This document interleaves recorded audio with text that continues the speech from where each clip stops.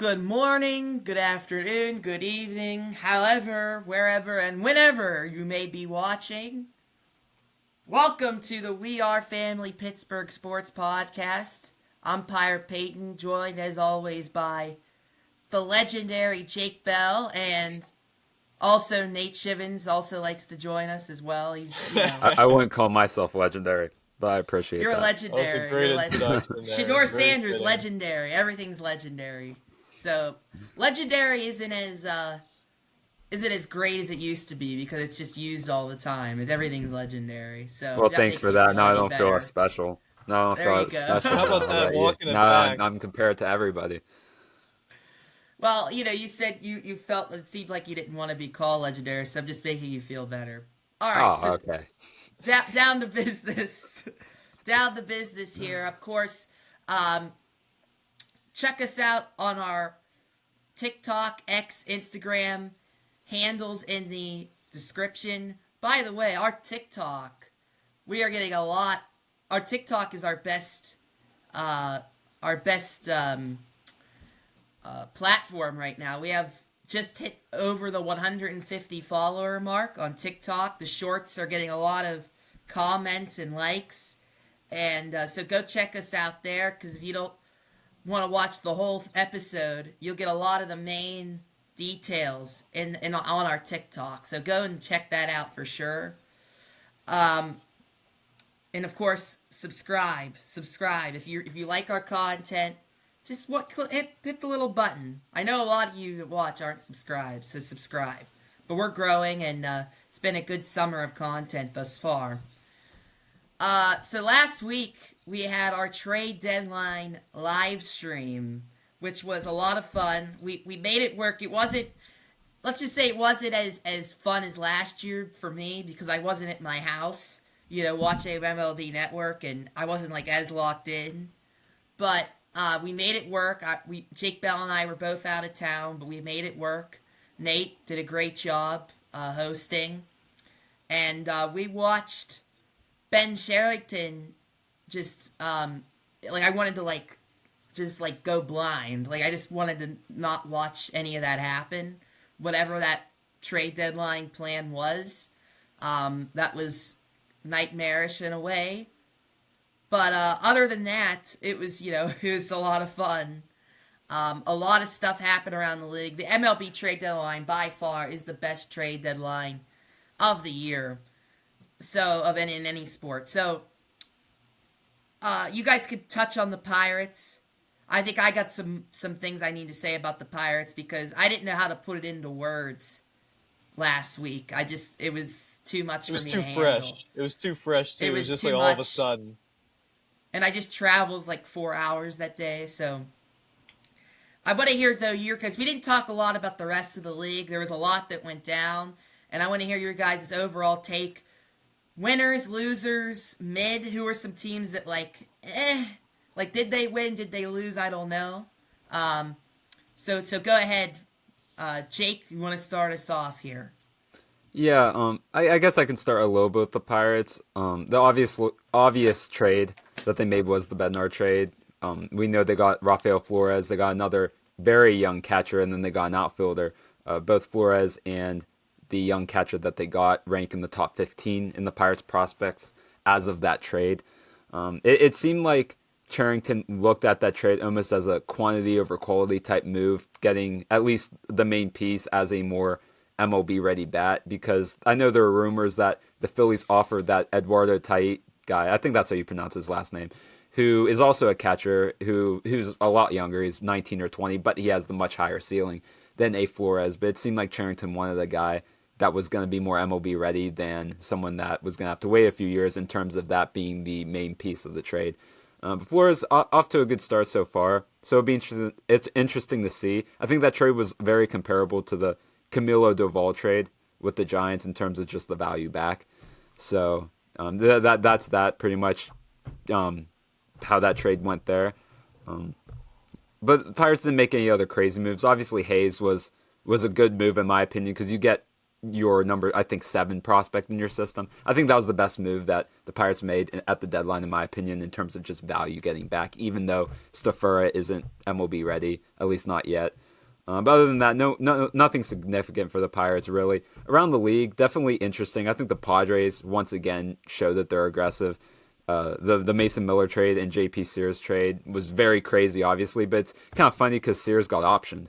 So that's a kind of like a weird thing. So basically, Mason Miller is their prize for the rest of the year in that deal, and you gave up Leo DeVries. So definitely a very aggressive trade. But you know what? A lot of these guys that are these high-profile prospects, they don't really pan out. A lot of them, like ask the Dodgers about who's the catcher. Yeah, exactly. They had a catcher that just got released by the Twins, Diego Cartaya, who was deemed untouchable. We remember Gavin Lux being deemed untouchable as well. It just doesn't turn out that way. So you can't blame the Padres too much for being aggressive. I mean, maybe the only one that really bites them is the Soto trade. But at the end of the day, he helped them make a National League Championship Series. But anyway, yeah, definitely a very interesting trade deadline for sure. I'm trying to think. They Padres are also aggressive with the Laureano and O'Hearn deal. That they gave up a lot for that as well. Yankees very aggressive too, getting relievers with Doval, Bednar, Jake Bird, who they eventually optioned as well, which is kind of crazy. I don't remember the last time 2 pitchers get acquired at the deadline just get optioned within a week. Like, that's pretty funny.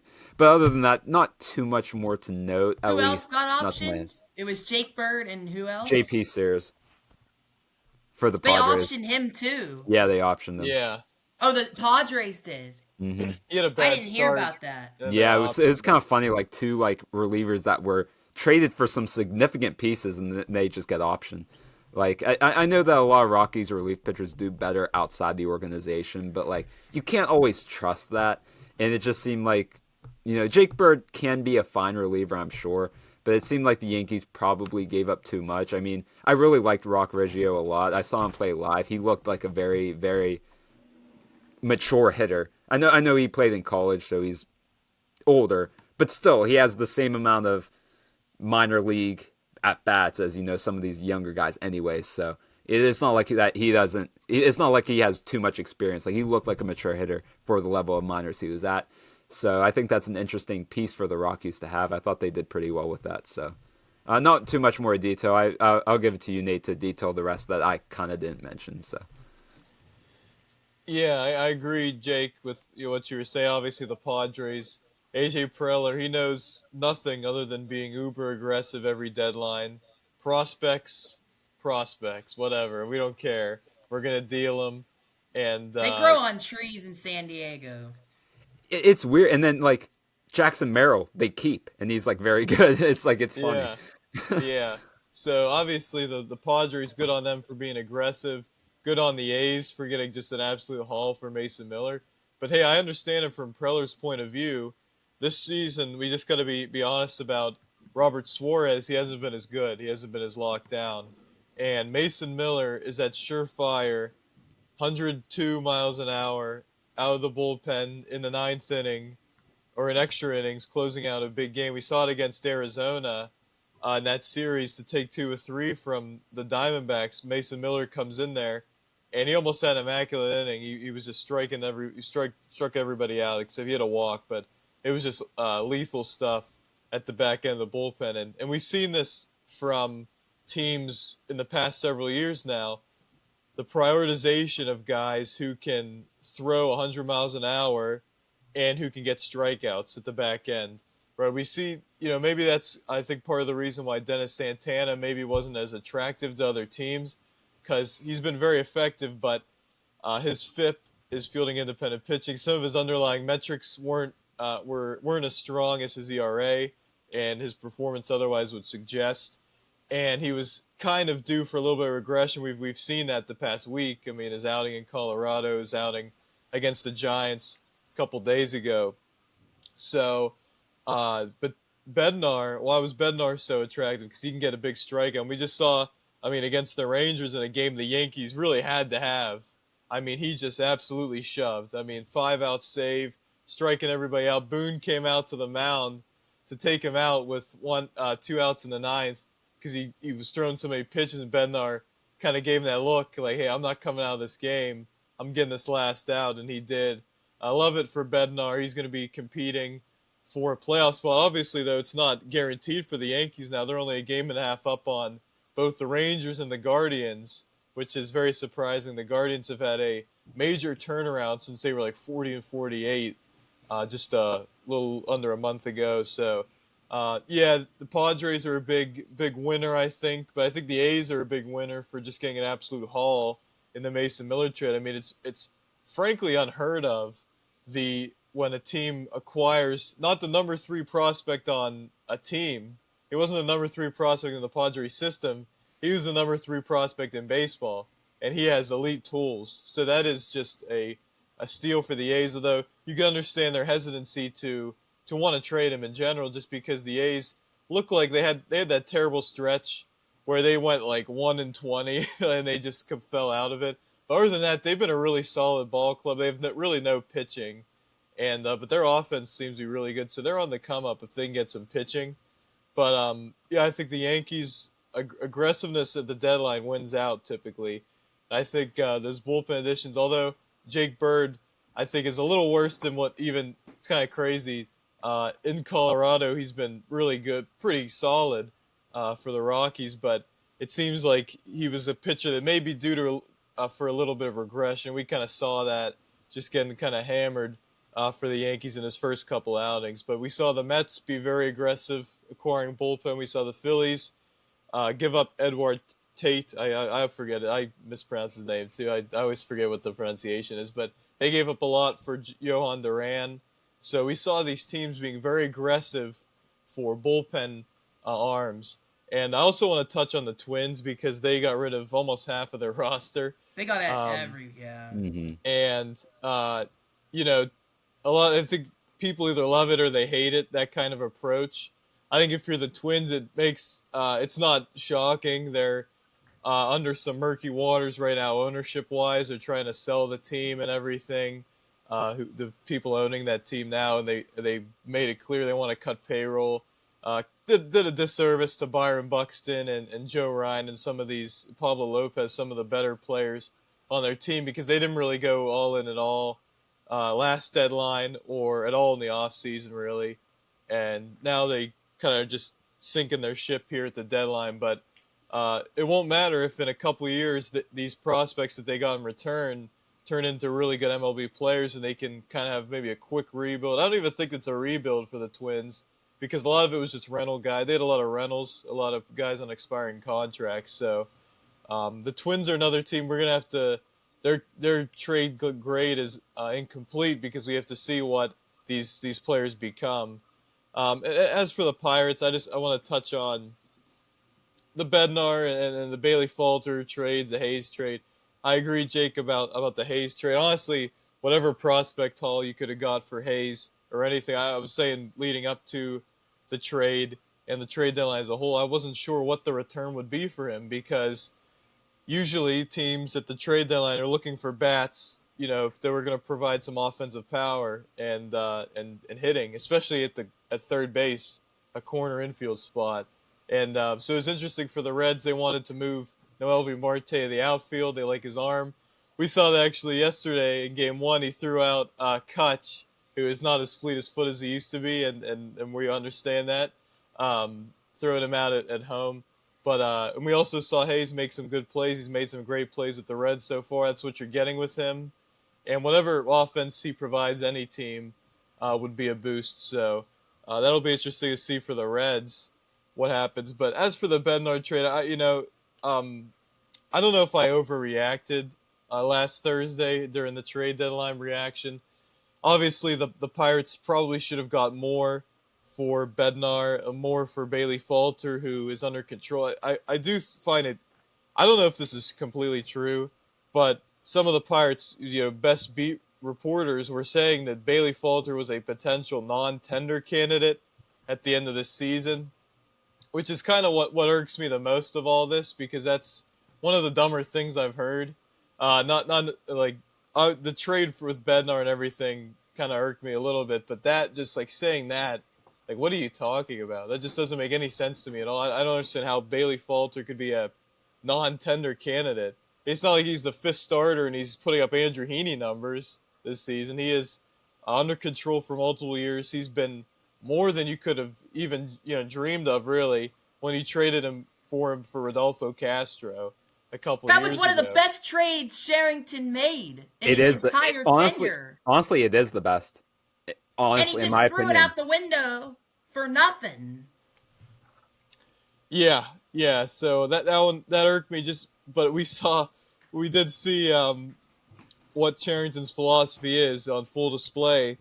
Basically, every hitter that the Pirates got is strikes out a bunch. The minor league players they acquired strikes out a bunch, walks a bunch, so gets on base a bunch and strikes out a bunch, and has a pretty solid hit tool. But I was looking at some of the guys. What's his name? Brian Sanchez, the outfielder we got for Bednar. Yeah, Which, by the way, he was just placed on the 60-day IL, so that's tremendous. I did see that. He has hits for like no power, but he had like an ungodly amount of walks this season and strikeouts. That Rafael Flores, a lot of strikeouts, but he gets on base a lot and he has a pretty decent hit tool, especially at the catching position. Now, is he going to stay a catcher? That remains to be seen. But even Sammy Stafura, he's a kind of lighter hitting, shortstop, but he walks. I was shocked when I saw how many times he walked in the minor league so far. He does strike out a lot, right? So Sherrington has a prototype, a kind of hitter that he likes, and you can agree and disagree. I largely disagree with. How about just take the best hitter available? I don't know why that's such an issue. And there are reports too that Cherry actually said this. Maybe it was taken out of context. I'm not sure. He said we had a chance to get the Yankees better prospects, and we took Lester. Now, I don't know. A different team, I think. Yeah, like I think Oh, it was a what different he team. meant. I think he meant like in terms of just prospect ranking. I think he meant like, Yeah. oh, we Right. could have had the technical better package, but we felt this was the best package. That's But, like, You what I still think. don't say that. Right? Yeah, You that's don't not say something that. you should say. Yeah, but that's Not where only- I think. What I Not think only he do you got not from say that. that, why would that be a thought? Like, why do you want? He just it's just frustrating. He hasn't brought in really any significant hitters in his whole tenure, and yet we're supposed to believe in his hitting philosophy and the hitters that he likes that are going to be apparently really solid big leaguers. I just don't buy it. You can't say that and not expect outrage and disagreement from the fan base. And you can't have people trust your system when your system offensively has developed literally a couple hitters in 6 years. So that just kind of irked me. And I think we all were hoping that this could be a deadline where the Pirates cooked, quote unquote, just because we were hearing the prospect hauls for the asking prices for some relievers who were worse than David Bednar and who were under less control. Obviously, Tyler Rogers goes to. I keep bringing that one up, but it's really relevant. He goes to the Mets. Gave up a major league reliever in Jose Bucco, who's pretty solid. He's a pretty solid reliever. They gave up Blake Tidwell as a top prospect. Drew Gilbert, who used to be a top prospect, still like 14th or something, and something else I think too. That's the kind of trade that would have been perfect for Bednar. I would have said if we got someone like Jose Bucco and Blake Tidwell, who's about to be major league. He's been in the minors and majors this season. That's the kind of trade you're looking for. But instead, Chinchera was talking about the necessity for acquiring closer to major league talent, right? And I agree, Jake, about Sammy Safari. I like him. I like his swing and everything. I think he could be good. But this Bednar trade and the Bailey Falter trade to get Evan Sisk, who I think could be a solid reliever. I'm not doubting that. But the Callan Moss guy, again, another player. He's a first baseman, doesn't have too much power, and walks a bunch and strikes out a decent amount as well. So, who's not even one of the more ranked prospects. So, I think part of the undoing of Cherington and the people around him. Again, it's not just Cherington. There's a whole group of people who and for every team who make the decisions and who are talking to teams on the phone about nearing the deadline about acquisitions and whatnot, undervaluing a guy like Falter. I mean, they traded Falter for a package that would seem like they were going to actually non-tender him. It seemed like he would be a pitcher of a non-tender caliber. Like if we trade Andrew Heaney to the Royals, I would expect to get an Evan Sisk, who's not ranked as a prospect and who's been a okay reliever when he's been up, and Callan Moss, who's not even a top 30 prospect in the rankings and who has a lot to prove still. But instead you get that for Bailey Falter, who has multiple years of control after this year and has been one of our better starting pitchers for a couple of years now. So I think that's the frustration. And I kind of want to interrupt you, Nate, real quick. Yeah. So this is kind of like in comparison. The Red Sox, they acquired Dustin May, who he arguably has more fiery stuff than Falter, but Falter has been better and he's been more durable. And they were able to get James Tibbs for that, who he's been struggling since he was in the Devers trade, since he's been in the Red Sox. Homered twice that still would have been a good return because, like, you get a former first-round pick, you get a guy that has power potential, and I feel like that would have been more of a comparable trade with Falter than Dustin May. And now maybe the Red Sox liked May's stuff, but again, he's injury-prone. He struggled this year, so just a That's thought. a great point, Jake. Again, that Dustin May trade. We can get into the Red Sox too. The Red Sox had maybe a worse deadline than the Pirates because they're on a heater right now, and they look like a really dangerous team. But they did absolute bare minimum to address that starting rotation, which really is the only weakness to that team. I mean, their bullpen's been really good, and their offense is obviously one of the best in baseball. And that's, I think, the Red Sox fan frustration is very justified as well, because I was thinking they got a Steven Matz, right, which is a solid, bulk reliever at this point in his career, and Dustin May, who outside he's shown flashes but hasn't been consistent enough. Bailey Falter would have been maybe a nice addition for the Red Sox, even at bare minimum, or a little over that too. But I think the Red Sox are. That was a good point, Jake. They're another team that I think really underwhelmed at the deadline. Well, also with the Steven Matz trade, the Red Sox gave up in my opinion, a pretty good hitter in Blaze Jordan. Like, he's a guy I would love if he was a Pirate. Like, he has been a very good minor league hitter except for one season he had a down year. Other than that, always hitting close or over 300, OPS in between 850 and 900.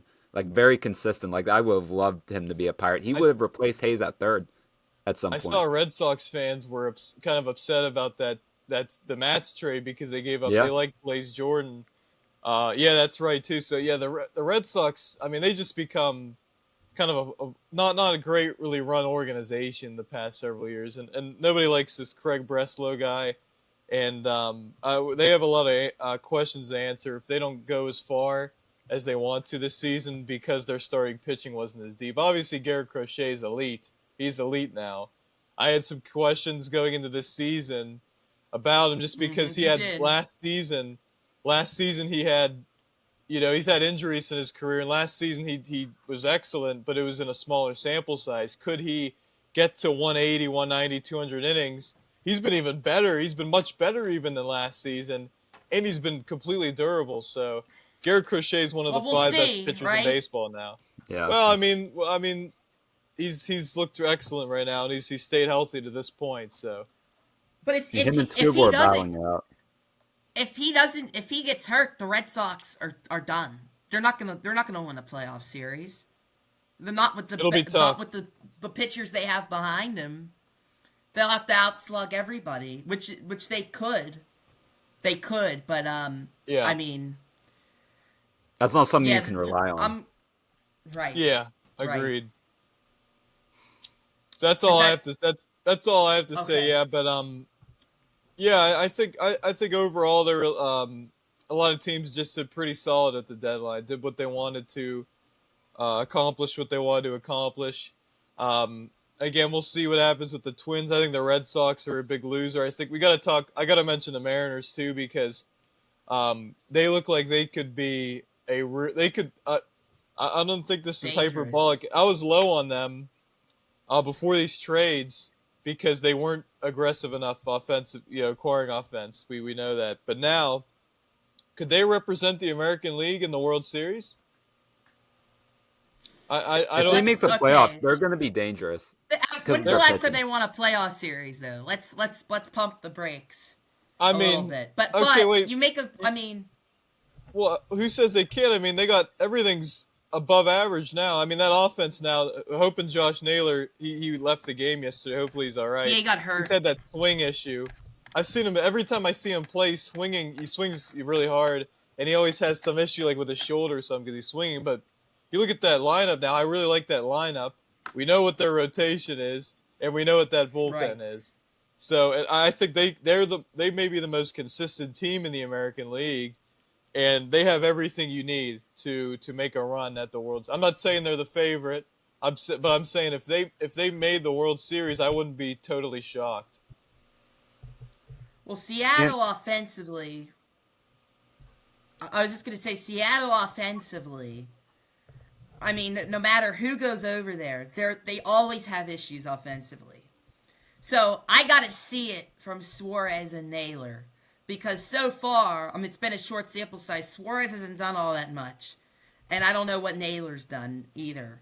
So they just continue to have an offensive issue over there. I don't know if it's the ballpark, because I think it is a pretty pitcher-friendly ballpark, or if it's something going on with their hitting philosophy over there that's an issue. But, I mean, I was watching them hit yesterday against the White Sox, and it wasn't, no, they scored 8 Shane Smith runs. was pitching, who's solid. They scored 8 runs like both games before that, though. I mean, their offense has been one of the best in the last 3 months in baseball. Really? One of the best? Yeah, they've scored you look at how many runs they've scored. They've scored a bunch of runs this season. A lot more than normal. Okay. They're in the And top they have the half. best catcher in the MLB right now. But That is the true. issue is he's been struggling. The power the in past that month, lineup. But The power in that lineup is the best. Is the power from a power standpoint, but I don't from a depth standpoint. I don't know, and I got to see more. I got to see Suarez because he had one of his worst years was in Seattle, and now he's back there. So I Yeah. just got to see more. I feel like. but he's a different but player I agree. now. I mean, I think. on paper, Nate, I agree with you, but this franchise just always seems to have issues. I hear you. With something. So but they certainly, I think they I were the want biggest for them. winners because they didn't give up much at all for Naylor and Suarez for 2 rentals. They didn't give up much at all, but those guys are good enough to really carry your lineup. Now, I think what's led to some of their success, I did want to say this. Randy Arozarena has finally been what they wanted him to be. So it's a lot of times for these guys that get traded, it takes a minute. It's a new environment, new clubhouse, new ballpark, right? So we got to see Suarez and Naylor step up, and they got to do it quick because October's approaching. So and they could get hot in a second. So we obviously know what Suarez, especially Suarez, what he's done this year. Jake, I think you wanted to say something. No, I was basically going to mention Cal Raleigh, so that actually Okay. worked out well. Yeah, you're good. I mean, again, the home run derby. It seems like these guys who are killing it, like we saw with Josh Bell however many years ago, and then they do the home run derby, and then Cal Raleigh's been okay though. He's hit 6 homers since the All-Star break, but on the pace he was, Yeah. It's not necessarily the homers. It's been most of his hits have been homers since the All-Star break. So, and he's due for aggression because he's never been this kind of hitter in terms of average. I mean, he's been up in the 270s, 280s this season. His highest average, he was in 230. Now. Yeah, that was I thought that was he was due for a little bit of regression. I think the MVP talks, even at his peak, Judge had better numbers across the board other than homers, and but no, I mean it's been a great story for Raleigh and Jorge Polanco. Nobody talks about Jorge Polanco. He was awful last season for the Mariners. Just not to put it, just to be blunt. And this year he's been really solid for them. He's been what he was with Minnesota, which is really consistent. 260 average. He's shown more pop this season. Obviously, Rosarena has been on a home run tear. Julio Rodriguez is starting to come back into his own a little bit. I think they have lineup depth. I mean, you could name it's like 6 or 7 guys that at the top 6 or 7. And Dominic Canzone has been pretty good in terms of average at the bottom of their lineup. So I think they're going to be okay. I was gonna say Canzone and Cole Young. I did forget about them. Cole Young, did you our see buddy that homer? Cole Young.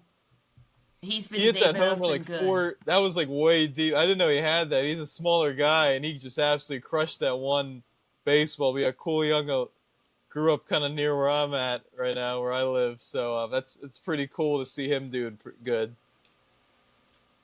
Jake Bell, you hit a grand slam off of Cole Young. Is that what it was?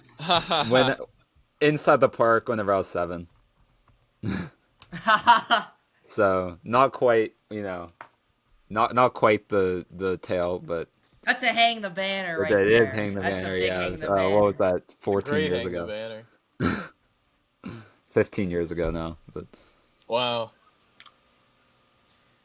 There's 3 teams I want to talk about real quick. One that you guys didn't mention, the Kansas City Royals. Not exactly that's a team that's kind of mid. Like, what exactly are they doing? I mean, they didn't take any big risks or make any really bad trades. Like, they got Adam Frazier, they got, who else did they get? They got somebody else I can't remember. Yes, Yastrzemski, which I think Yastrzemski's underperformed. I think a change of scenery for him. I think that could be a good thing for them. Now, he's still got years of control, right? No, I think this is his last year. Okay, so he's a rental. That's a tough ballpark too to hit in. That is true. So I mean, those trades are like whatever. But then okay, you're doing a small buy essentially, a low risk buy is what they were doing, and I have no problem with that. The AL, wild card. I mean, now it's starting to shape up, but I mean, there's a lot of teams there, that are shaky per se. That third wild card spot. Secondary. So I don't have a problem with that from that standpoint. But then you trade Freddie Fermin, right? Who was their supposed to be their catcher of the future, because I mean Salvador Perez is getting older, right? And he was playing some first base and DH, and you trade him to San Diego. Now Freddie Fermin isn't a great hitter, but I mean, for a catcher, I think he's a pretty good defender. I'm not exactly sure, but that was just a little strange. I guess they were doing a buy-sell, but I don't really know something about that, Peyton? What the point was about what they were doing. And they got Bailey Falter, too, which I think was a great trade for them, actually. But we'll get into that. Say something about the Fermin deal. So I completely forgot about this. They have a couple catchers that they really like, and obviously the Blake Mitchell. They have some catchers in AAA that are ready for the big leagues. So that was my reaction too initially. Like, why would you do this? But they have some good hitting catchers and highly touted catchers knocking on the door of the major leagues now. Actually, I think it was a good trade deadline for them. Actually, in hindsight now, obviously the Falter trade was he didn't have the greatest first start. But that's a fleece for 3 years of control. Yeah. So the Royals are 4 games out. If you have a good week, you can maybe get back in it. But there's a lot of teams in there still, and I'm not sure the Royals are better. They're not better than the Mariners. They're not better than with what the Mariners did offensively. They're not better than the Red Sox, and the Rangers. I think when they get any offense, they're a really dangerous team. So I just think it was a small buy this year. They didn't give up too many top prospects, but and then they'll see hey, maybe we start playing like we did at the end of last season, and we could sneak in there. So but yeah, I mean, you have to remember the Royals were such a big overperformer last year. I mean, in 2023 they lost 100 games. No one saw them winning 86 games or whatever they did and making the playoffs. So they overperformed last year, and I think it was this has been a disappointing year for them, but a regression isn't like the biggest thing in the world. Like they're still a young team. That starting pitching is still intact. You added Bailey Falter now. You re-signed Seth Lugo. They just got to get that offense together, and I think they will. And Salvi's he had a slow start to the year, and he's been back. So, but they got to maybe add some more to that offense in the offseason.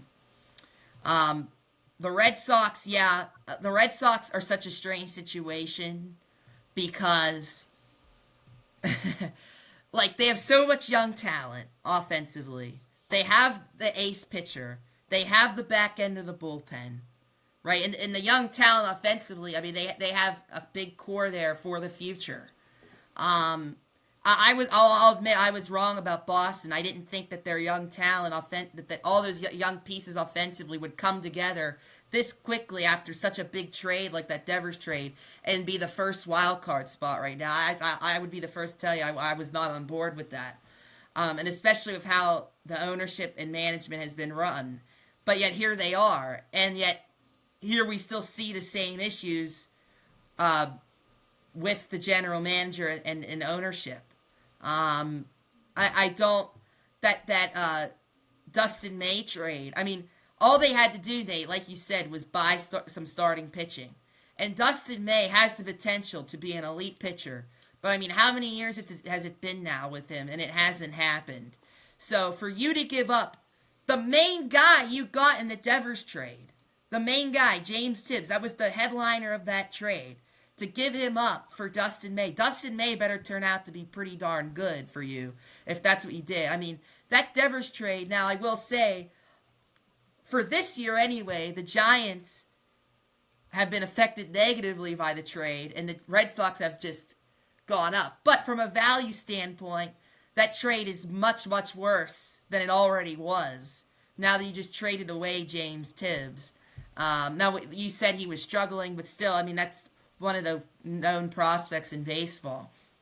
So I would have liked to see them be a little more aggressive. And Red Sox, Boston is such a big market. They got to be furious how they just haven't been aggressive at all. But this team just keeps overcoming the odds, and you have to. It's a great story. A not so great story. I'm going to end with this before I do a quick Pirates rant. Is the Yankees, the New York Yankees? Okay. Now it makes sense for them to stock up on bullpen because Devin Williams is going to be a free agent, and he's been a disaster. That was a disaster of a trade. They could have had their third baseman of the future, gave him up for a year of Devin Williams. And Devin Williams, I mean, we saw some decline last year, but this is just, like, I mean, no one expected this. I mean, this is just bad for New York for how that worked out. And him and Weaver are going to be gone. So now you have Bednar and Duvall for the back end for this year and next year. I think they gave up way too much for this Jake Bird, who's not that good, wasn't that good outside of Coors, and now you optioned him. It felt like they were really, really desperate. And they got, instead of like going out and getting that one big piece offensively, they just got a bunch of guys with 720 OPS. Like, I just think that this organization overall, they had a Mickey Mouse way to the World Series last year. But other than that, over the last decade, they just seem to be behind the A ball. Like some of these, in terms of developing talent and making the right moves. They've just been behind the A ball for a while now. And I think some serious changes may be needed. I love Brian Cashman, but, I don't know. They just feel outside of Judge. If they haven't had Judge, and you could just see Judge is the only thing that's keeping this thing afloat. And they'll always be competitive because they're aggressive. But like, they just seem to be, for the New York Yankees, they just always seem to be falling short of where they need to be. And I think it's becoming an organizational issue. Now, I just want to end on the Pirates. I'm really just done talking about them for a long while here, to be quite frank with you. I mean, you see the market is so high for relievers, and yet that's the return you get for Bednar, who arguably is better than Mason Miller this year, by the way. And Mason Miller went for a top 3 prospect in baseball. Now, Mason Miller long term is probably better, but you still had a year of control. I'm sorry. I would have rather. I mean, the big takeaway for me from all of this is that it's clear to me Ben Sherrington still has his job. What did he do? If his job was in jeopardy, he would have been trying to get better for 2026. How did this team get better in 2026? I don't see it. Their bullpen just got worse. Dennis Santana is now falling apart without David Bednar and there with him. I mean, that trade did not make them better. I like this Flores kid, but I mean, all that's saying is that Henry Davis can't really hit. And I mean, we know that, but now they're admitting it. I mean, so it's just patching something that you already were supposed to have down, right? So it's just covering a big mistake, and I can't get over the value there, the lack of value there for Bednar, and for a bullpen that was in such good rhythm. And you're trying to win in 2026. I don't understand it. And then the biggest thing I don't understand is not trading your rentals. I mean, to me, that's telling me that, like, they're trying to be competitive for the next 2 months. So they could say, well, we did better with Don Kelly. We were around 500 with Don Kelly. So, Ben, you're going to keep your job. That's what that tells me, keeping the rentals.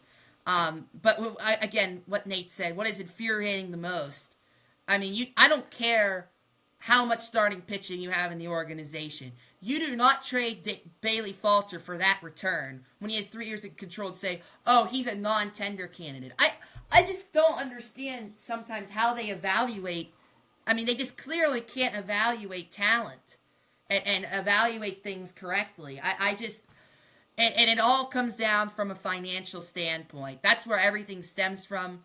Ben Sherrington denied it, but that's the biggest lie of all time. Maybe I'm exaggerating. He has to but say it.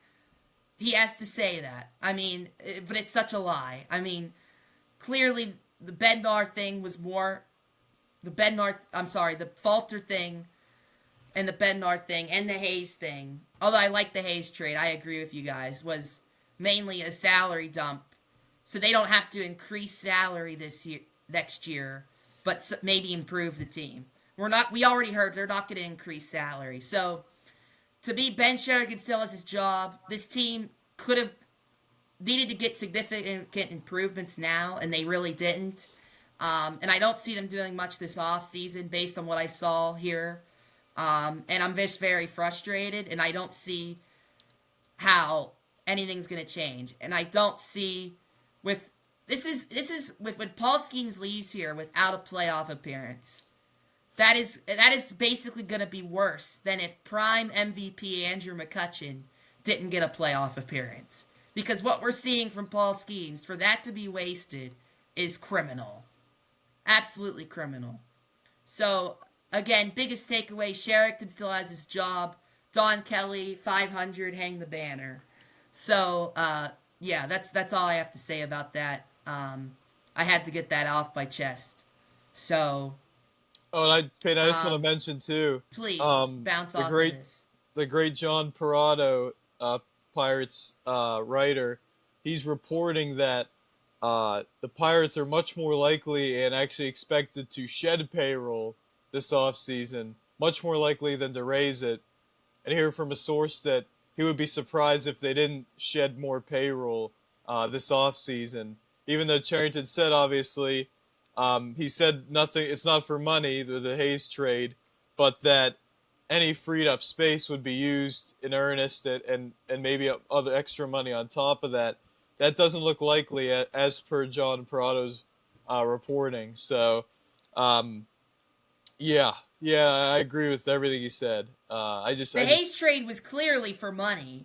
I mean, the return was okay, but I'm okay with I don't care what the return was. But it's the He just idea of wasn't the worth trade. it anymore. Right. Right. The idea of the trade. It's obvious. It was obviously for money. That's what it was, and it wasn't for offense because you got Jared Chirolo playing there, or you got IKF moving from short to play there, and they have no long-term solution for third base. They're not going to go out and sign a big free agent, so it wasn't for offense either, which could be the excuse you'd make if dealing a guy who's one of the worst qualified hitters in baseball.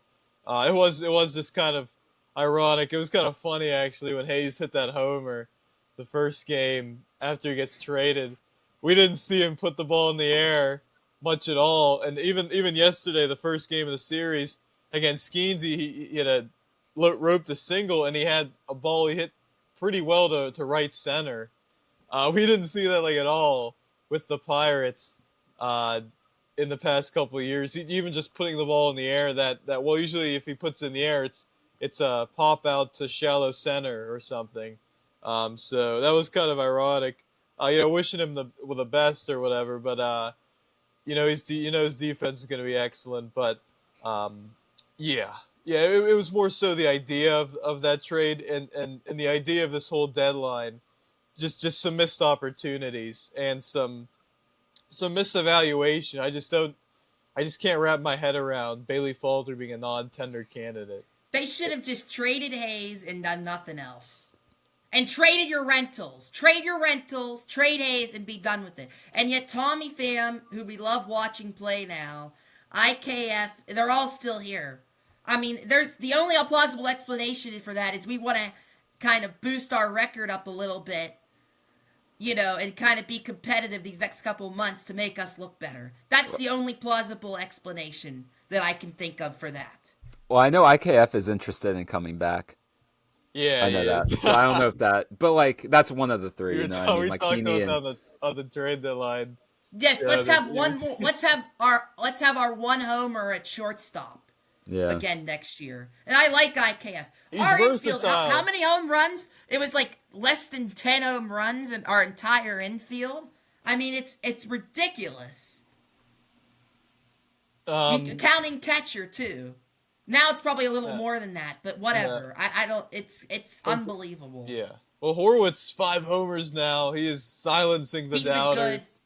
Yeah. That actually is turning out to be a good trade now. Now after the fact that Ortiz may never play baseball again. So. Yeah. But they need more. Horwitz to me is still a platoon.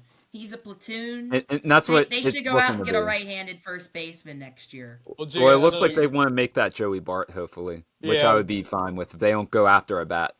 But he's and I know he struggled. Homer. Yeah, but he hits 300 against lefties, so I mean, that's that. So it's almost what you're willing to. He has been. Trade for. I know Brian Reynolds and Cruz, obviously, but this offense would be bad even if they were, what they were supposed to be. The fact that Bart didn't step up this year like he needed to for this offense to be good is just one of the most disappointing things. I mean, there's so many disappointing things. It's just It's just so weird. How does he have one homer? How? Yeah. How is that with his pop? Yeah. How? Yeah, he has struggled. I know he hasn't gotten the consistent playing time he used to have, and he also, I think he got hurt earlier in the year too. But I don't know. He looked crazy. Very good, I thought, in April, and he was very close to a few more home runs. He probably should have 4 or 5, but I mean he's struggled since. He's hitting pretty okay, right? I mean he's hitting almost 250, and he walks a bunch. I mean we remember the Colorado game last week where he just walked every plate appearance basically. He walks a ton, but he strikes out a lot now too, a lot more now. He chases a lot of pitches in the dirt now. Robbie Ray, I mean, got him 3 times in a row a couple games ago. And he just looked lost at the plate. It is just kind of weird, but maybe if a platoon. I mean, we were all for that. We thought it was a sensible thing going into spring training and during the off season, kind of have that platoon. Because we knew going in that Horwitz wasn't great against lefties. right? So that would be a natural fit. And Bart's not the best defensive catcher, but anyway, I don't want to talk too much about that. But we have to give a shout out to Henry Davis, who hit a homer. He has Hang 2 the hits banner, yesterday, bro. which That was was a hang the banner game last night. I don't mean to be disrespectful, but those 2 hits was like the amount of hits he's had in like the past 2.5, 3 weeks he had yesterday. It's not It's been a Yeah, it has been disrespectful. struggle tough. It's for him. It has fact, been a bro. tough offensive stretch for him. His But entire career has been in the big leagues has been a odd offensive stretch. I'll say this. So in September, so here's what I'm hoping then. If Joey Bart wants to prove something, put him, have him, put it right now. They should be putting him at first base in practice. Once September rolls around, let him be the platoon first baseman with Horwitz. Call up this Flores kid and have him catch with Davis. Because the interesting thing about Davis, right? Well, obviously he's the number 1 pick, so there's that. You don't want to give up on him. Although I don't know if he's ever going to be a really good hitter. I don't know. I just don't see it. But now, because I was thinking at the beginning of this year, what value does Davis bring? Because defensively, like, what is he? And offensively, we know he's not good. So, like, is this just a total bust? Well, obviously, defensively, he's improved. And he's become the best defensive catcher in the organization. And for that, you have to at least keep him around for next year. And keep giving him chances. But this Flores kid, obviously, we need to see what he does in AAA. But I think if you don't sign another catcher next year, he's got to be your guy that you're going to rely on for offense because until Henry Davis, hopefully maybe Henry Davis turns it around, and then you have Davis as the defensive catcher. Although I heard this Flores kid is very MLB ready defensively as well. So I mean that could be if Flores can hit, that could be a very good catching duo for sure. And you know what else I feel like they should do along with everything you guys said is, especially the rest of the year, keep Aguero as their everyday shortstop. They haven't been playing him every day. Please. Make him and just have IKF at third. I mean, we know what Triolo is at this point. We haven't seen enough of Paguero, in my opinion. He barely played last year, and 2 years ago, arguably, he was the best rookie outside of Triolo in 2023. So I think if you give Paguero the nod at shortstop every day, if he doesn't perform well, I mean, what's the worst that's going to happen, really? So I feel like you just have to give him some chances. I would call up Devaney as well at some point. I feel like you have to see what he has eventually, and just see what you have there. And I would love to see Flores at least play like half a month in September, like you mentioned, just to see what he has. Like even if maybe not significant time if you don't feel as ready, but I feel like you want to give him a shot to maybe compete for an opening day job next year because he's gonna be 24, 25 next year. So well, if that's the main prize of the Bednar trade, he should be up here relatively soon. Yeah. I mean, when we traded Adam Frazier at his peak, Sawinski went from AA to the big leagues. Now, I'm not totally in favor of that. I want to see this guy do well in AAA first. But if everyone says he's ready as they say he is, then it shouldn't be an issue.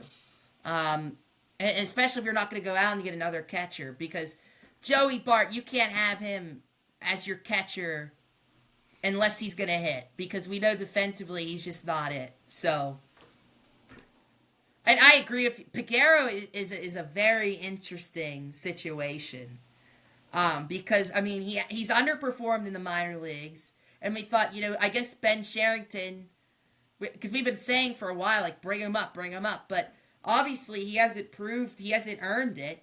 So I understand why. I mean even Ben Sherrington, the guy who traded for him, right, is like, on this guy for however long now. And now they give him a chance, and he's showing the pop that we always thought he had. But we need to see if he could do it on a consistent basis. I really don't know. I mean, it would be strange for him to be a very good MLB hitter, a solid MLB hitter, after being average to below average in AAA. But, crazier things have happened, I guess. So you gotta, and that's that's if and still, I mean, Peguero's getting off days. We still keep seeing IKF at short. IKF could play third, and like you said, Jake Triolo. I think they still want to. Triolo has been better since he's been called up, but he can't be the starting third baseman next year. You have to go out and get somebody, and that's what I was hoping they do at the trade deadline. If they got Hayes, is get a Flores type at third, maybe, or a major leaguer at third. And they didn't do that. So that's a big hole right now. But yeah, that's the thing with IKF is like, is he if he prevents Peguero and other guys getting opportunities, that's just hindering our young guys from developing. Yeah, and I feel like Peguero, like in my opinion, he has the offensive peak as someone maybe like a Nick Ahmed who could hit 15 to 20 homers, but maybe bat in the 230s, 240s. That's just how I see it. I know he had that great stretch. I'll take that any day. Yeah, obviously he doesn't have the defensive peak as a Nick Ahmed who was fantastic in his prime. But I think offensively, like if you can get 15 to 20 homers out of your shortstop, like I'm not gonna complain. So. That's more than our entire infield this year. So yeah, we'd take that. Yeah, we'd take that. Can I say something about? I want to say something about Flores. You guys are talking about him coming up hopefully in September. He hasn't. I mean, he hasn't played very much all in AAA. I mean, in the time he has been in AAA, he hasn't been good. So, I mean, I know what you were saying about if he's ready, bring him up. And that's the problem with him being. But this is the reality of him being the headliner of that trade. I get it, but like I just don't see him being brought up yet because the Pirates, other than maybe Sawinski and maybe a couple others, have been very diligent on keeping players in AAA and in the minor leagues until they've proven themselves. I mean, we've seen with Bubba Chandler, he's been, and I know he's one of the top prospects, so maybe it's different, but he was lighting the world on fire in April and part of May, and then since then it's been a little rocky. And the Pirates haven't brought him up, even though a lot of people were clamoring for it.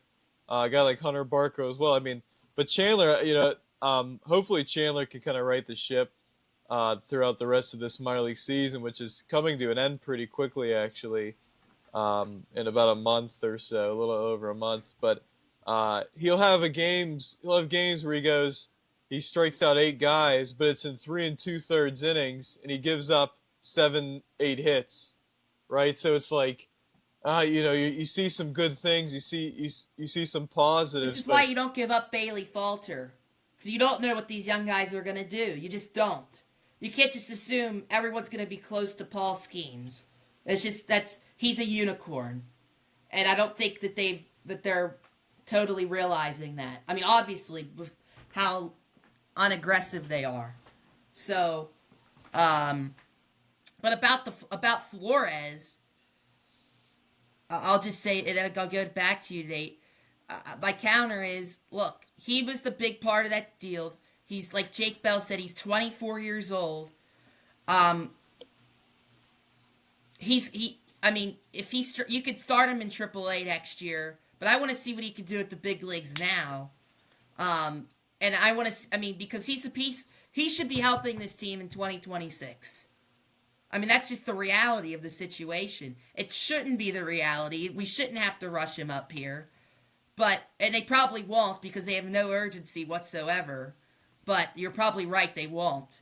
But, I mean, he's the only really interesting piece that could help this team now from this deadline. Or help this team in the short term. Yeah, I got nothing else to add. I don't want to talk about the Pirates anymore. I know we've been going, but there were things that needed to be said. Jake, yeah, okay, all right. So we'll move on. That's my cue as the host to move on. What is this here? What is going on here? Okay, that was nothing. Breaking news. There was no breaking news. So breaking news: the Steelers are going 17-0. Let's move on to the NFL. Yes, let's move on. Nate is hungering for some Steelers. And so, the NFL, Pittsburgh Steelers, Yeah, they're Aaron Rodgers and the offense has looked better in training camp the last several days here. Roman Wilson's looking pretty decent. Obviously, Will Howard has that fractured finger. Was it his thumb or what? Yeah, he fractured one of his fingers. I think it So was that's his, not good. yeah. And dude, that was But like one of the big parts of the preseason was going to see him, and now we're stuck with oh, Skylar Thompson and Logan. Actually, it's what's his Logan name? Whiteside. It's Logan Whiteside. Woodside, Sean but Whiteside. some people call him Logan Whiteside. Whatever, it doesn't matter. Yeah, but So that's interesting. I'm changing my Steelers prediction from them missing the playoffs to them being the number one seed and Whoa. going all the way to the Super Bowl. And we're gonna be there and we're gonna win it all. I'm feeling that Aaron Rodgers had a great interview with CBS Sports, and he really showed how nice of a guy, such a nice guy, talking about his teammates and He everything. really is one of the great even guys though of our he just country. completely right before he had that interview he rejected little kids' offers of autographs, and then he came over and had such a nice interview. But no, I still have the same expectations. I mean, I like that guys who are camp was focused on Super Bowls, not autographs. Okay. Yeah, I agree. I agree. The ultimate. Hey, if we got to be a little nasty to win a Super Bowl, we gotta be a little nasty. But no, I mean, there's still questions about the offensive line. There's still questions about who's gonna step up and be that second wide receiver. There's major questions about Broderick Jones. As we were at training camp on Tuesday, and the first play of the one kind of mini game they were doing, Broderick Jones runs up on the line and just doesn't block anybody. And whoever that He was the lead blocker. It was a run play. He was the lead blocker. He's supposed to go, and he broke. He just went right by the linebacker. And he went, oh, I didn't like this. Oh, it was He, the like, funniest he went, thing. I'll demonstrate. He was like, Oh. and then this guy comes around, and he goes, oh. I don't know. Yeah, That might have to be a short. That was like the worst thing I've ever seen, frankly. No, and the funny thing was, because I said, because Nate and I were there together, and I said, Nate, let's key in on Broderick Jones on this play. And it was probably the worst possible play to key in on him. But, like, it shows that there is a major issue with him at left tackle, and you could not have a major issue at left tackle with 41-year-old going on 42-year-old Aaron Rodgers at the helm. You just cannot have that issue. And people are saying, well, maybe we could move Fatanu if Broderick just sucks and is a big issue. We could move Fatanu to left and just bench Broderick or put him back at right. I don't know, because obviously right tackle, being bad at right tackle isn't as bad as being at left tackle.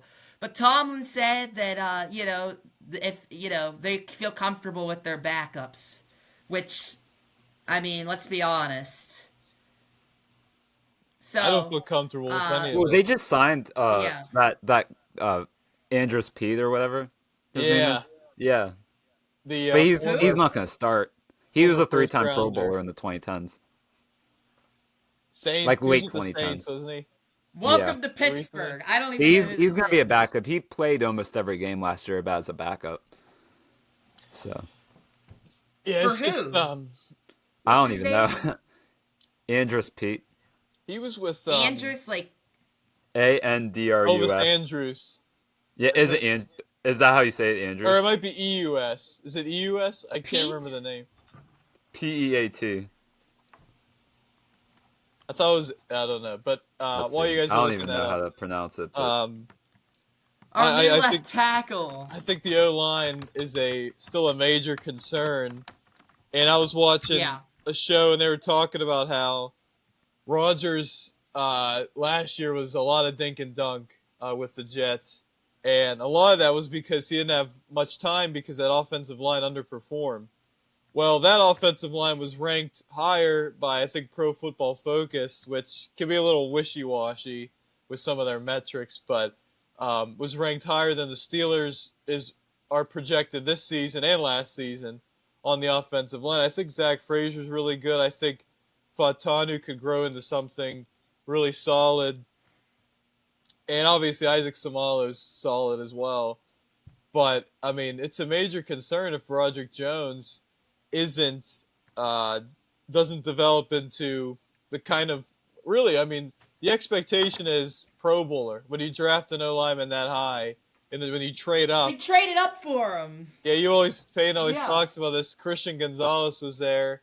You trade up, and then the Patriots take Gonzalez. But look at Faltano. If he doesn't turn out, the pick after that was Brian Thomas. Like that's a killer. I think Fatani is going to be good, though. I have belief. I really think that if they just keep him at right, like, he's going to be very good. I think him and Frazier, we can count on this year to be really good. I'm sure there'll be some hiccups with Fatani. This is really his rookie year.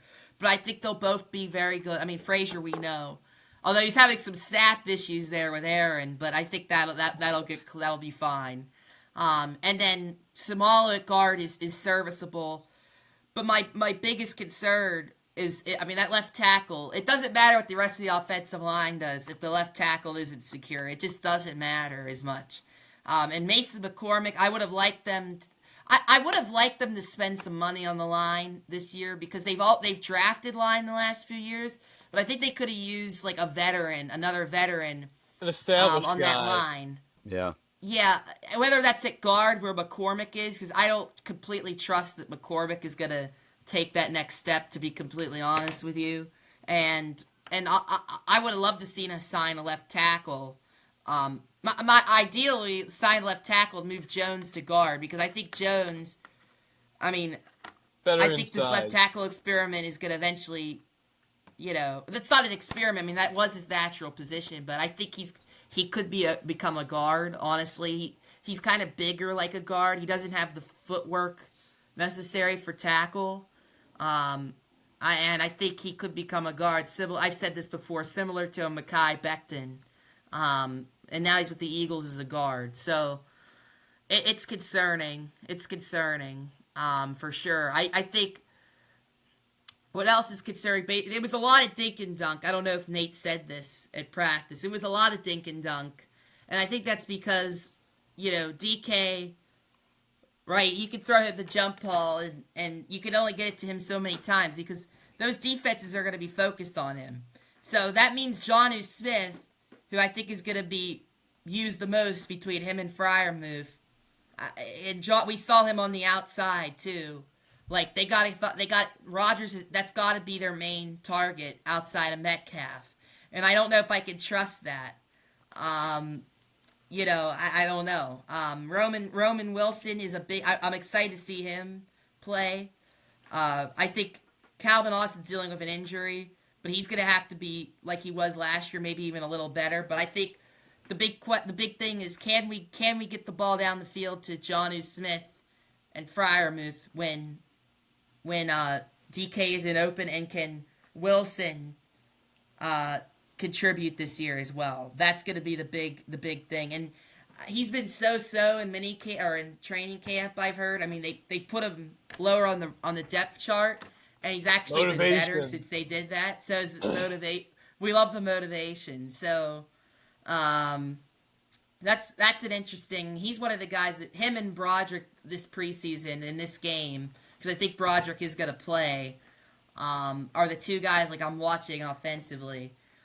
Defensively, I'm concerned about. We have a lot of injuries in training. Like, none of them are like serious, but like I don't like the amount of injuries we have, especially in the secondary, because we got to have a healthy secondary this year. If this defense is gonna compete with the big dogs, the secondary has to be healthy, because after that, we saw James Pierre competing with the ones, and I'm not gonna go on about him right now, but like that was we don't want to see that. I literally said James a training camp about him. I saw James Pierre against DK Metcalf. Nobody wants to see that, bro. Nobody. Okay, so, so Ramsey was, I don't know what was going on. He must have gotten a little banged up. Porter's been banged up. Darius Slay, I just don't know what he's gonna be. I think the secondary is the big question mark of this defense. Jalen Ramsey has to step up and be that guy and stay healthy. That's the big key. Juan Thornhill, I don't like what he's saying. We're going to be the best defense of all time. Shut up, you're an idiot. Do not say that. Brakes. Let's pump the brakes. I say that kindly, but like let's you're an okay safety. Like let's just calm down. So yeah, I don't know what else to add. Oh, I want to ask you guys about Cam. Yes. Oh, the last thing I wanted to say defensively, who I thought was really impressive, was Jack Sawyer.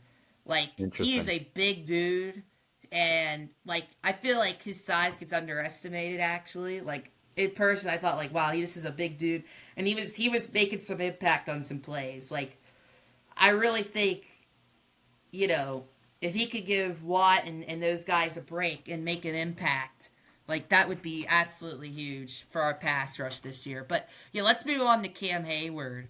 I'll just say this.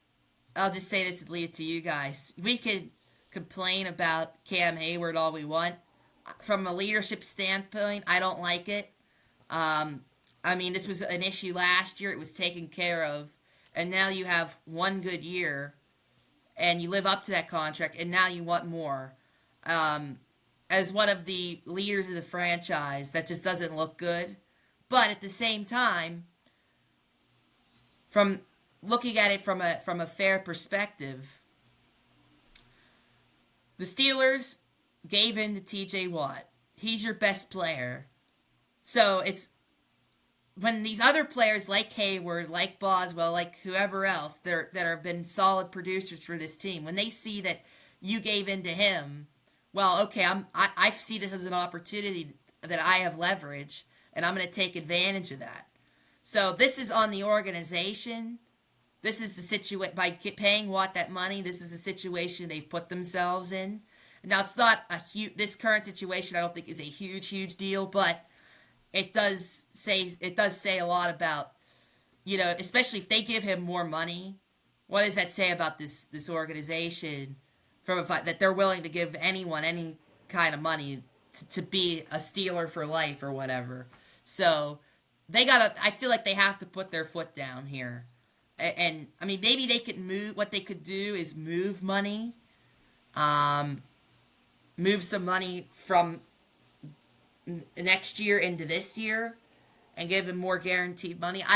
But I don't giving him more money in total, I think, is a mistake.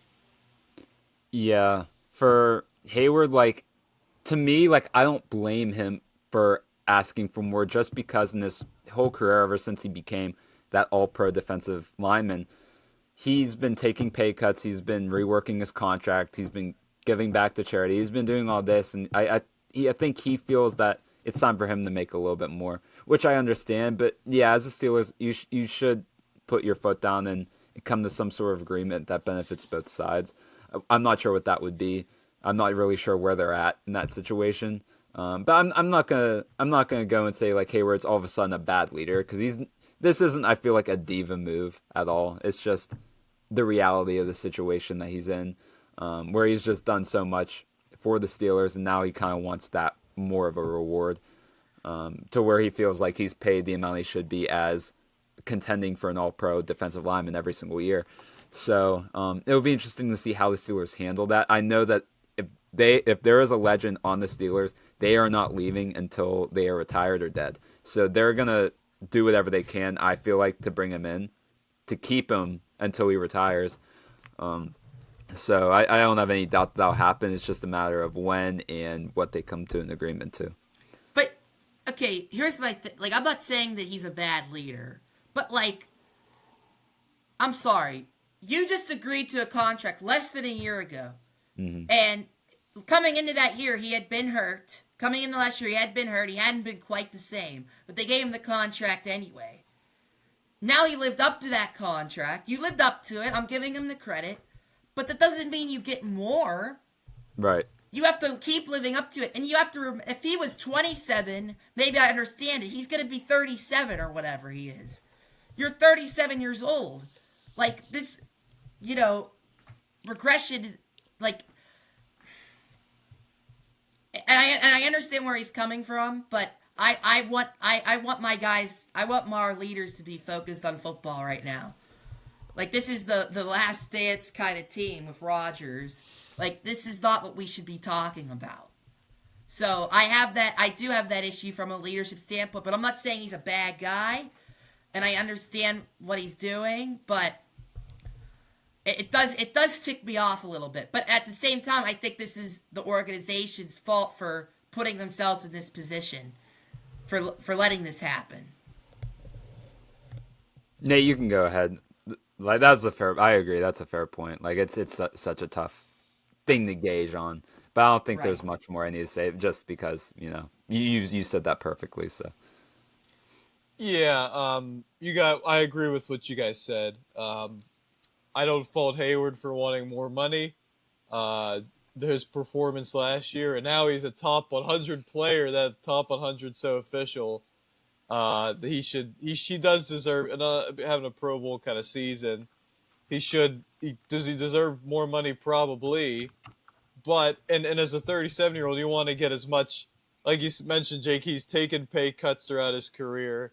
He's not maybe gotten as much as he could have, and now he's 37. You don't have many more years in you. This is his age 37 season. So, yeah, I agree from that standpoint.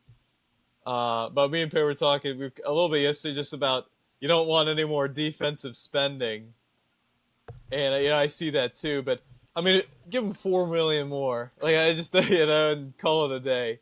Give him $17 million. But here's what I heard: it was year. $6 to $8 million more. Ooh. I'm sorry, I'm not paying him $20 million a year. Nuh-uh. No. Unless you move more, you could. Yeah. Here's what I tell him. I'd say, here's my offer. I'll move some money from next year, since you're going to be older, even older next year. I'll move some of that money now, and we can do that. But I'm not adding more money. I'm not doing 4 it years. unless it's less than. Like, I wouldn't give him more than $5 million more, maybe 4 or 5. But like, I don't think they should do it. They got to send the message that, like, you can't just bully us into doing these kind of things. Like, that already happened with Watt. Like, don't let it happen here. Well, Watt is a much bigger scale, of course, but. Yeah, I wouldn't give him extra years, obviously, but yeah, I would if Right. he's under contract for this year, next year, front load it a little bit, maybe give him some more next year, keep him at the same, or this year, give him more this year, keep him at about the same next year. 'Cause it's a prove it business. The NFL is a what have you done for me lately kind of thing. What if this season he really shows his age and kind of quote unquote falls off? Then next season you don't want to have just a bunch of guaranteed money sitting there, and he's kind of a shell of even what he was in 2024. So it's an interesting dynamic here.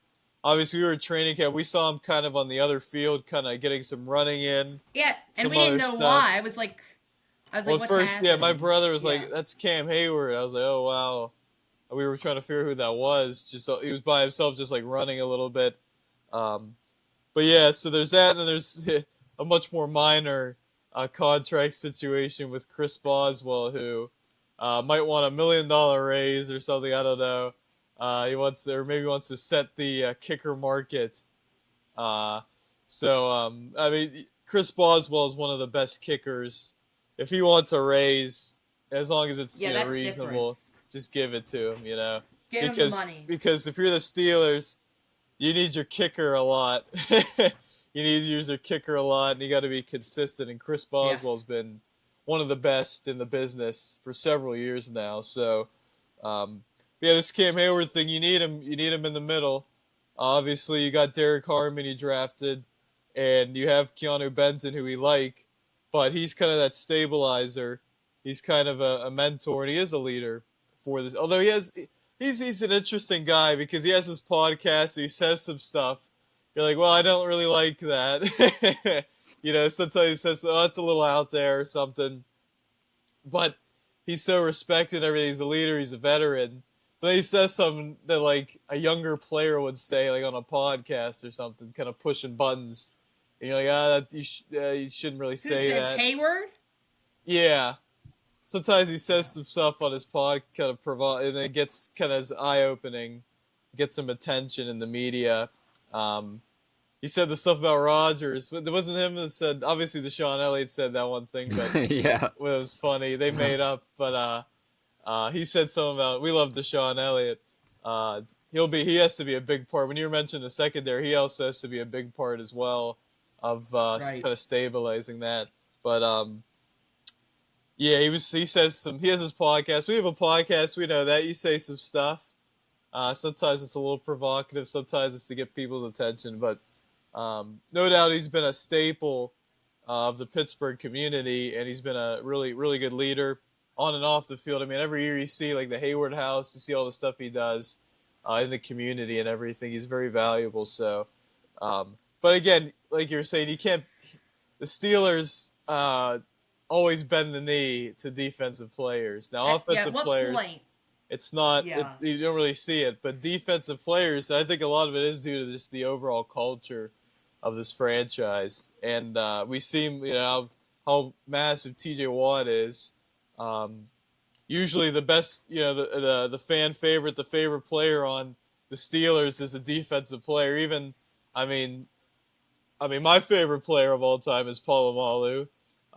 So, I mean, I'm certainly not, looking at it from just standpoint of, you can't like a defensive player, but it seems like there's just kind of a specific catering to defensive players you don't necessarily see from offensive players, and I think that's kind of why we've had this situation the past several years where the offense is frankly not very good at all, and the defense is on paper much better. And I think that's why it was so shocking too when Metcalf got all that money. Oh yeah. I mean, that was so unprecedented. Yeah. Anything else? Anything going around the league? There were some preseason games last night. Anthony Richardson dislocates his pinky. Some guy just came running at him, some edge rusher, and he didn't see him coming at all, and just crushed him. So Daniel Jones. That was one of the Ravens starters, actually. I think that was a Ravens right? starter. Or Achahu, whatever his name is. Yeah, I think so. Yeah. Yeah, but I think Daniel Jones has got to be the starter. You don't pay him. I feel like they're trying to like push, but like you paid him $14 million. You don't pay him that to be the backup though. You should want to push Richardson to be the starter because that's the guy you drafted so high, right? And the quarterback guru, the offensive guru Shane Steichen, who had an incredibly large headset. Did you see that? His mic was like, it was a very large headset. His mic was like it was like curling around. Well, he has so much knowledge in his brain on offense that he needs the big headset. Yeah. All right, Jake, I love to see him apply that. That's not knocking. I just no. I know the shade. I know what's going on right now. I know it's don't fool. I know what's going on. I love to see him apply that knowledge on the football field this year, so they avoid another. Talk about 8-9. They're more 8-9, 9-8. They're more 8-9, 9-8 than the Steelers are. You got to be honest. The Steelers had the 1-9-8. They're usually 10-7 or whatever, 8-8-1 or something. Well, the 9-8 thing originated because they always would be like 9-7, 8-8 when it used to be 16 games. But yeah. Go ahead. Well, Payne, I will give you this though: if Shane Steichen turns around my second favorite quarterback in the NFL, then you got to come on the train, bro. Oh, I will. I think he can be a good offensive mind for sure. I mean, it's just like a waiting game, but like if he turns around Daniel Jones and makes him a 25 passing touchdown guy, then all for it. Well, he didn't look good yesterday. I know it's preseason, but a little 10 for 25 action. The Ravens. He's just sandbagging for now. He's sandbagging for now. Okay. He wants to help the fantasy football people. Not have to draft him very high. Because if he, throws 15 touchdowns in the preseason like we all know he's capable of, he's going to be the first overall pick in fantasy. He doesn't want that. He wants to sandbag. He wants to go under the radar. Bell with the first with Jake Bell's first overall selection, he takes Daniel Jones, quarterback, Indianapolis Colts. Shane Steichen The will Ravens, lead them. though, Go in ahead. defense of Daniel Jones, the Ravens are like the gods of the preseason. They had like a winning streak in the preseason. Oh yeah, I like, for remember that. They had years. like a massive winning streak. Yeah. You see their Zach Orr, their defensive coordinator, he was getting all fired up on the sidelines when they were every time they got a stop, he was like, yeah, yeah. like for the regular season or something. He was all fired up. And he's gonna be doing that a lot when he's not gonna be doing that at all, in fact, when Aaron Rodgers strolls into M&T Bank Stadium. We're gonna cook Aaron- their he's gonna- secondary like we do every year, right? We cook His- them. We cook their defense. Yes, it's gonna be instead because Aaron's gonna carve up that secondary and that and Kyle Hamilton and what's his name? What's the guy's name? I always forget. I forget his name now. For the Ravens, the corner. Marlon Humphrey. Marlon Humphrey, thank you. He loves to talk. Okay, well let's bring Aaron Rodgers into the fold. Let's see if you can cover some DK Metcalf deep balls. No more dink and dunk. That's just showing in training camp He's the gonna be dink and double dunk. teamed. Okay, well, we'll get it to Calvin Austin. He'll speed right past the other secondary rando. They actually have Jair Alexander actually washed That's up. right. That's Jair right. Alexander. Yeah, that's not gonna be good. He's Dude, no, always in all hurt. He'll seriousness, play their 4 defense games. this year, I think, is gonna be like at least top 5 in the league. Like at Obviously, least. I was kidding about everything I said. It's going to be a disaster, and we're going to score 3 points. No.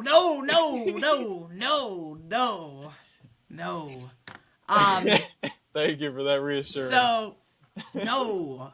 So, yeah, so there was that game. The Bengals, I do want to mention. Joey Burrow, They got off to a slow start every year, so they're starting the starters. As much as I don't like Zach Taylor as a coach, I think that was a good idea. Burrow, 9 for 10, 123 yards, 2 touchdowns last night. And Jamar Chase, 4 receptions, 77 yards, and a touchdown. So nobody got hurt, so that's good to see for them.